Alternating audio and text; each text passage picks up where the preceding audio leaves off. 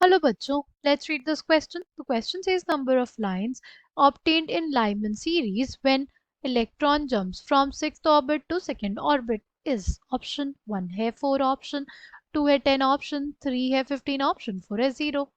The key concept for this question is line spectrum of hydrogen. Key concept इस question के लिए क्या था? Line spectrum of hydrogen. ठीक, अगर हमारे पास इलेक्ट्रॉन जंप करता है n इज इक्वल टू 1 पे, तो हम लोग उसको क्या बोलते हैं? Lyman series, right. n2 क्या हो सकता है हमारा? 2 से कुछ भी हो सकता है. अगर बात करें सेकेंड सीरीज कौन सी होती है, वो हमारे पास होती है लाइमन सीरीज के बाद होती है बार्मर सीरीज. ठीक, ऐसे ही हमारे पास क्या होती है? लाइमन बार्मर फिर पास्टन सीरीज. ठीक,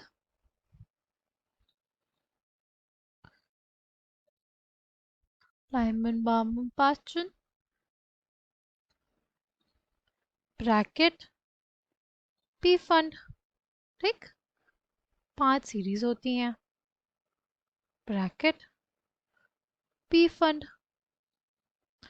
ब्रैकेट में इलेक्ट्रॉन कहाँ से जंप कर सकता है?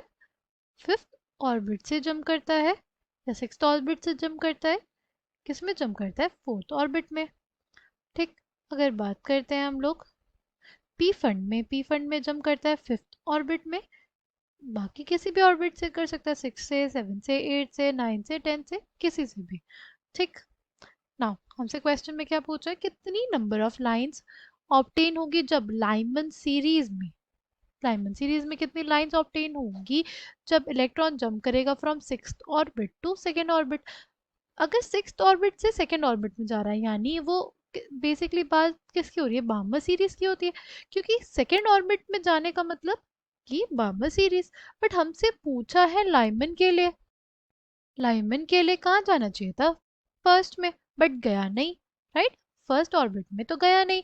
इसी वजह से हमारे लाइमन सीरीज की जो नंबर ऑफ लाइंस होंगी वो कितनी हो जाएंगी?